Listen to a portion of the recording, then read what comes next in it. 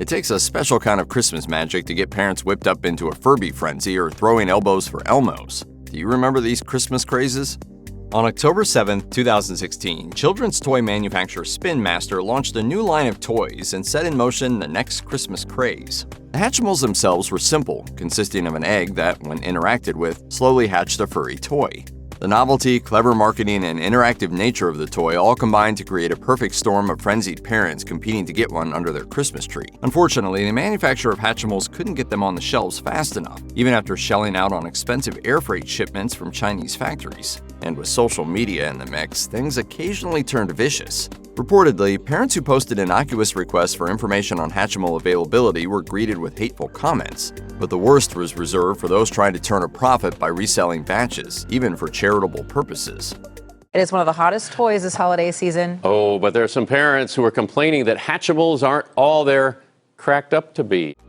From bell-bottoms to the mullets, trends often repeat themselves throughout history, and the same holds true for toys. The kick scooter had already existed for over 100 years before it found popularity over the Christmas season of the year 2000. Thanks to a strong marketing campaign, compact design, and eye-popping colors, the Razor scooter found itself at the top of every kid's wish list. While scooters are still sort of popular to this day, Razor caught lightning in a bottle in 2000. The company rode the wave and sold over 5 million units in 6 months. At the same time, the demand for Razor scooters opened up the market to other manufacturers during the holiday season. Since the Razor retailed at a pricey $100, there was a gap for cheaper scooters. Even so, Brookstone's spokesperson didn't think the competition harmed Razor's bottom line too much, telling CNN that kids, quote, want the real thing. Released in 2006, the Nintendo Wii knew it couldn't compete with the computing power of the Xbox 360 and PlayStation 3, but it had an ace up its sleeve: motion-sensing controllers. We would like to play.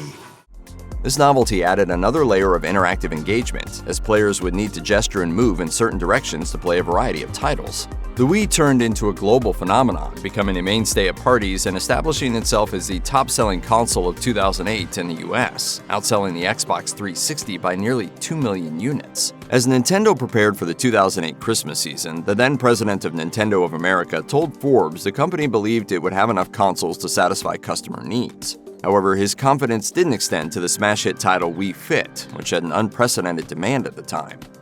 When it comes to bonkers toy crazes, few were equal to Tiger Electronics' Furby. This animatronic toy responded to movement and noise with hoots, squawks, and random movement. Perhaps the New York Times put it best when it wrote, "If the Pet Rock and Tickle Me Elmo had mated in a union sealed with a mood ring, they would have given birth to a Furby."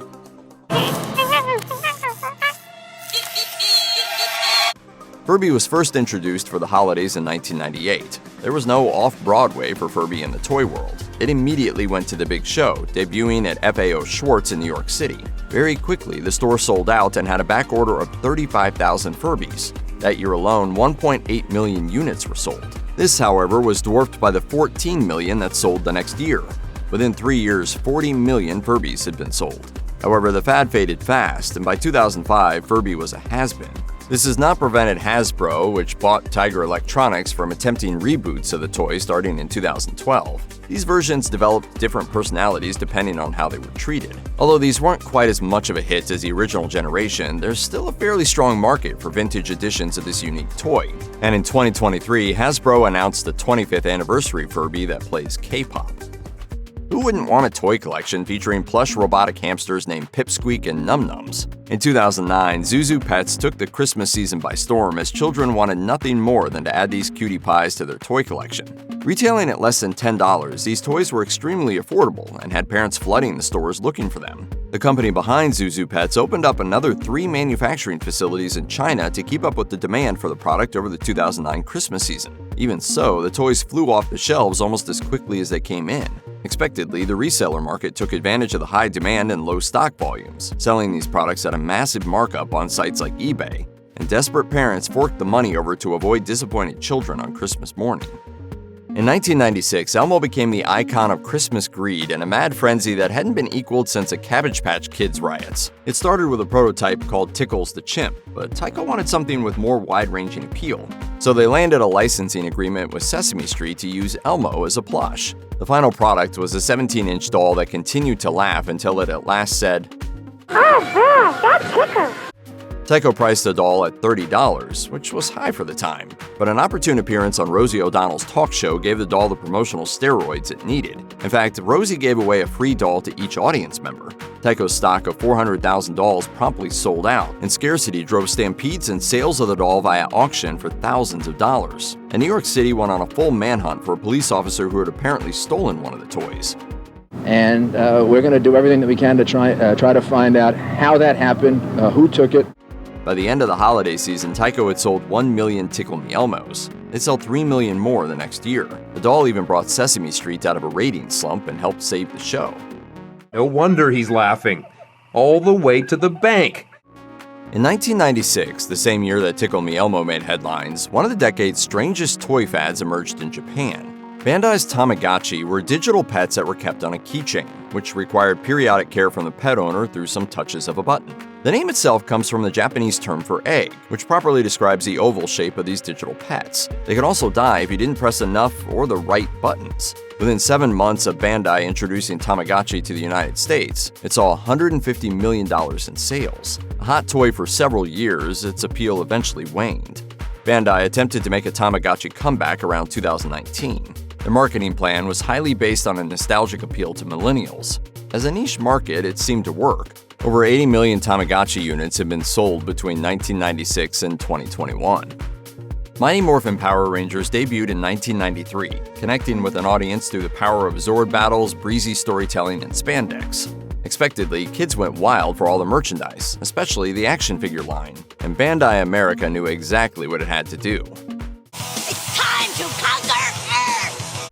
Before the 1994 Christmas season, the company invested in 11 more factories as it produced 10 times more toys than it did in the previous Christmas season. As impressive as the investment was, it couldn't keep up. The shelves were emptied out, with Power Rangers figures and accessories being the gifts of choice. It got to the point where parents were lining up outside of stores in an attempt to get first dibs on whatever was left inside. POGs proved to be an unexpected hit in the 90s. With pieces no larger than the size of a milk bottle cap, this game involves trying to flip an opponent's POG for keeps. Playing POGs became a popular activity during recess, and POG mania spread over the world as brands released their own specially themed POGs featuring a host of well-known characters and mainstream franchises. But look, I got some cool Pogs. Elf Pogs. Remember Elf? He's back in Pog form. Over 6 million packages of POGs were sold in Canada in the month leading up to Christmas 1994. The craze even led to the manufacturer Canada Games predicting over $100 million in sales over the next year. How many do you have all together? About 400. Unfortunately, the playground excitement caught the eyes of teachers, who viewed it as a form of gambling and witnessed disputes between children. This resulted in many schools around the world banning the game altogether. However, it soon fizzled out in popularity on its own, going on to be remembered as one of the strangest obsessions of the 1990s. What?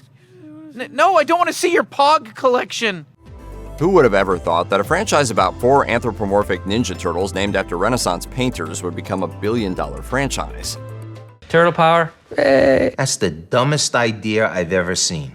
Kevin Eastman and Peter Laird probably didn't, but when their independent comic book series Teenage Mutant Ninja Turtles took the leap to cartoon in 1987, everything changed. After the animated series debuted, Playmates Toys released an accompanying toy line that defined every odd and catapulted the franchise to shell-shocking levels. The wave reached its peak in 1990 after the release of the live-action film. In the US alone, the Ninja Turtles were responsible for $400 million out of the total $685 million in toy sales that year.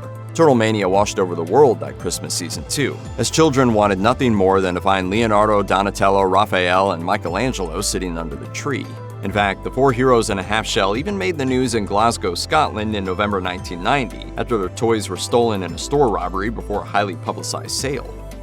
The Beanie Babies bubble was one of the biggest crazes of the 90s. They were cute stuffed toys produced by Ty, the company headed by Ty Warner, and promoted as collectibles. This meant that certain models were actively retired in a deliberate and successful attempt to make the product scarce. This market manipulation generated monumental demand. In like 2 years, there was like $245 and stuff. Adults, parents, and non-parents alike scooped up Beanie Babies wherever they could get them. An economic bubble swiftly developed where people were selling and buying the little stuffed animals for up to $5,000. In one case, a judge forced a divorced couple to separate their Beanie Baby collection in person and on the floor of the courtroom. Eventually, Warner's market manipulations led to inevitable collapse. Beanie Babies are now the subject of jokes, and Warner pleaded guilty to tax evasion charges in 2013. Today, most Beanie Babies are worthless. After the boom and bust of gaming systems in the early 1980s, most prominently Atari, it seemed that the gaming industry was dead. But gaming was just in a state of hibernation. In 1985, the Nintendo Entertainment System, or NES, was introduced. The term entertainment system was deliberately chosen by Nintendo, since video games had been given a bad rap and retailers wouldn't touch them. What's more, Nintendo made some very pointed business decisions, like refusing to license out the right to make games for the NES console. This was a mistake Atari had made, resulting in a ton of gaming dribble. The NES started off slow. Exact sales numbers are fuzzy, but it wasn't exactly a sensation that Christmas season. What really made Nintendo into a phenomenon was the introduction of Super Mario Bros. By the end of 1986, 1.1 million NES consoles had been sold, and it became one of Toys R Us's best-selling items for Christmas 1986. In 1987, sales surged even more. They understand. Nintendo remained the master of the gaming industry until fresh competition from the Sega Genesis started to diversify the field in the 1990s. Before Five Nights at Freddy's put the fear of rogue animatronic bears in everyone, Teddy Ruxpin ruled the mid-80s. Hi there, my name is Teddy Ruxpin. The $70 toy dominated sales while also receiving his own animated series and movie. It became the must-have gift for both the 1985 and 1986 holiday seasons, as every kid wanted Teddy to be their new best friend on Christmas morning. Due to an aggressive marketing campaign, Teddy Ruxpin became the top-selling toy of Christmas 1985 and finished in the top 3 the following year. The talking bear had parents scrambling to various stores trying to find any place that might have one in stock. Even in the 1986 holiday season, it wasn't easy to find Teddy in stores as kids continued to put him on their Christmas wish lists. On the commercial front, Teddy Ruxpin proved a force to be reckoned with, lifting his parent company Worlds of Wonder Incorporated to record-breaking success over the next 2 years. The company posted $327.4 million in sales in 1987. However, it racked up nearly as much in debt and soon faced bankruptcy. The Transformers first invaded America in 1984. These toy robots, produced by Hasbro but originating in Japan, converted to vehicles and then back to robot form. Heck, some transformed into boomboxes, guns, and a microscope, among other things. The result product is a tape recorder. Voila! Hasbro teamed with Sunbow Entertainment to create a popular cartoon series that premiered the same year as the toy, thus sealing the fate of the Transformers as a high of Gen X culture. By Christmas, some stores were reporting shortages, and one woman sustained a sprained ankle after being trampled in a rush for Transformers. Of course, there were critics of the cultural value of the evil Decepticons battling for power with the noble Autobots. But Hasbro wasn't exactly aiming for artistic excellence. The company was just trying to sell robots to kids. It worked. Born on the success of the Transformers, Hasbro's revenue increased in that time to nearly $1 billion. Cabbage Patch Kids began in the mid-70s as hand-stitched dolls called Little People. Each doll was unique and contained its own birth certificate. In 1982, Coleco licensed the dolls and began manufacturing them as Cabbage Patch Kids, which landed on the shelves in mid-1983. These dolls were craftily marketed to parents and featured on news stations across the country. She babbles. She could be an anchor woman. By Christmas, demand for Cabbage Patch Kids was insatiable, while supply was pitifully low. In accordance with the twisted laws of Christmas supply and demand, chaos ensued. People would drive hundreds of miles to find the scarce dolls. How long have you been standing in line? Since 4 o'clock this morning. It was worth it. I got one.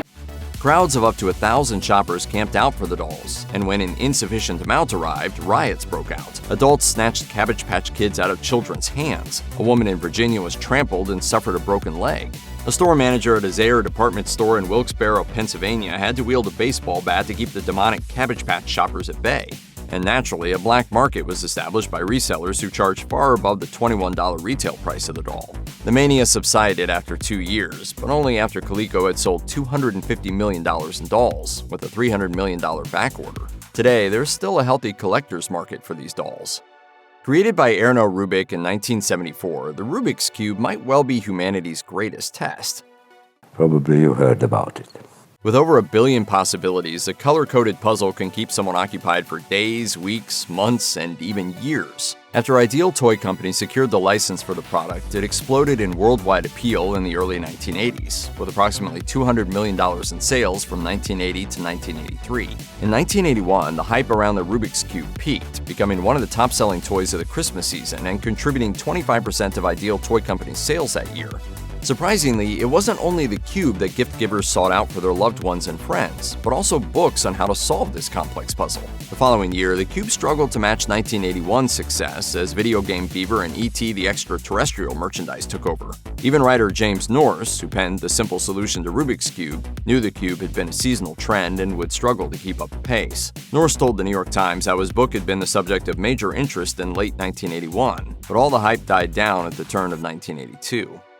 Atari founder Nolan Bushnell had a vision of the future that was unheard of in the 70s, electronic games being enjoyed in the comfort of family homes. This led him to the creation of the innovative Atari Video Computer System, which hit stores in 1977.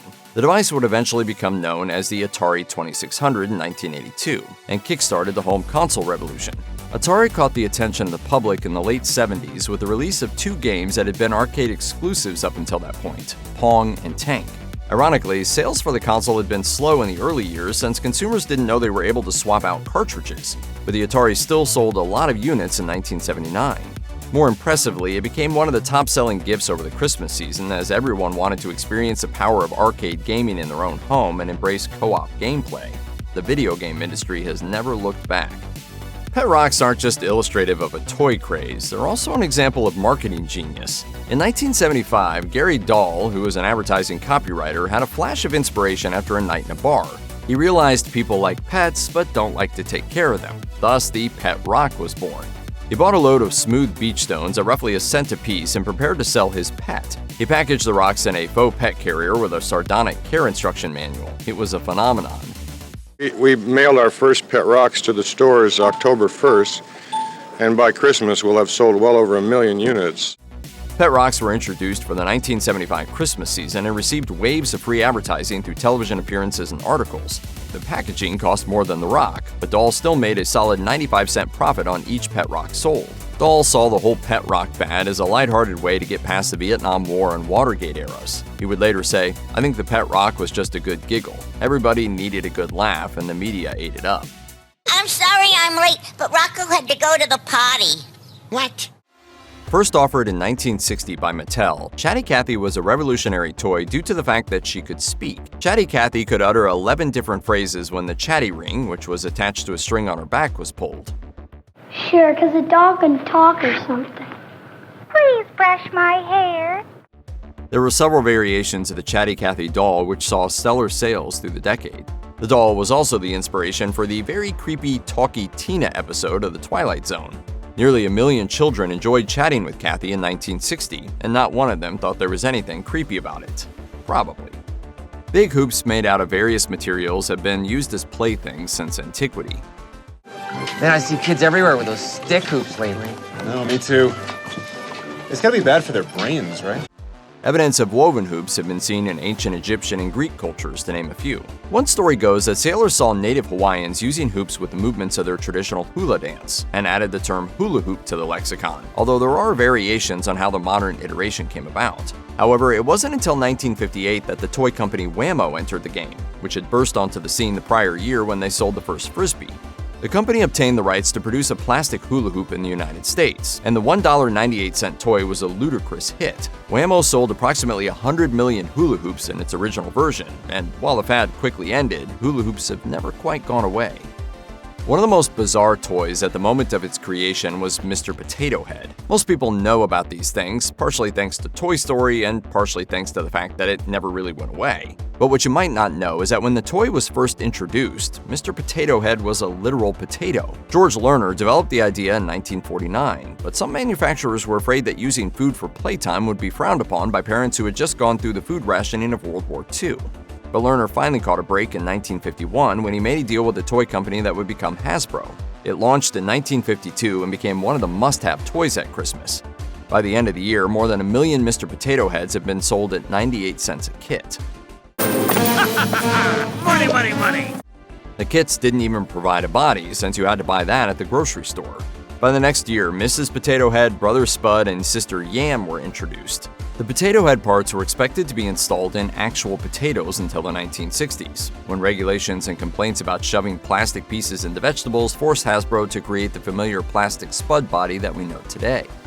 Initially, the Slinky wasn't designed to be a toy. While working as a naval engineer in 1941, Richard James created a spring that could be used to steady equipment on ships. However, after witnessing the spring's unique movement and how it looked like it was walking, James realized it could be turned into a toy. He discussed his plan with his wife, and it was she who coined the name, Slinky. For the next few years, James tried and tested various versions of the Slinky before receiving the opportunity to present his creation at Philadelphia's Gimbel's store in November 1945.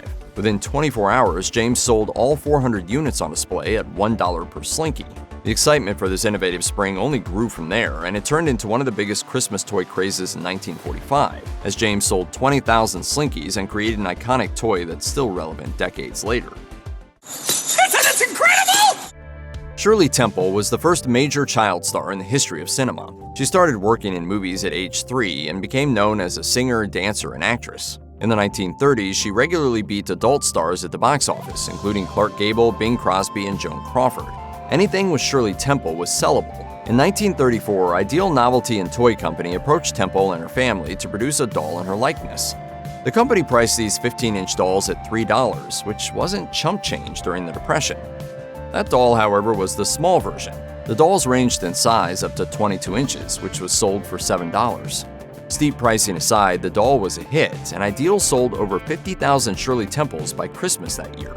The company would continue producing the doll through 1940 with later revivals. Today, that $3 doll from 1934 can fetch a pretty penny on the collector's market, with the Antiques Roadshow pricing one doll at up to $650. Yo-yos keep coming back. Their popularity surged for a while in the 90s, and before that, they had a moment in the early 60s. But the original yo-yo craze happened in the 30s. The toy itself has existed since antiquity, but a Filipino immigrant named Pedro Flores changed everything when he looped the string around the axle of the yo-yo rather than have it just fixed to it, allowing for a variety of tricks. Flores opened a yo-yo factory in 1929 and even introduced yo-yo competitions. In 1930, Donald Duncan, an entrepreneur who had introduced the world to Good Humor ice cream, bought Flores' business and trademarked yo-yo. Duncan marketed the toy and it became a phenomenon throughout the 1930s, not just in the holiday season, but all year round. By 1962, Duncan had sold 45 million yo-yos to the country's 40 million children. Yo-yos are, of course, still popular today. Raggedy Ann is one of America's most beloved dolls. While cloth dolls have been around since antiquity, illustrator Johnny Gruelle purposely designed Raggedy Ann in 1915 as a marketable commodity with a vulnerable expression, mismatched attire, and turned-up toes. The doll did well, especially since Gruelle had accompanying illustrated stories that promoted the toy. The first volume, 1918's Raggedy Ann Stories, was published just in time to take advantage of that year's Christmas shopping season. But Raggedy Ann didn't truly take off until 1920 with the introduction of her brother, Raggedy Andy. The dolls were produced by the Beers Keller Bowman Company in Connecticut to pair with Gruelle's Raggedy Andy stories. Ann and Andy became the power siblings of dolls in the 20th century. Gruelle continued to write over 40 Raggedy books that promoted the sale of his dolls.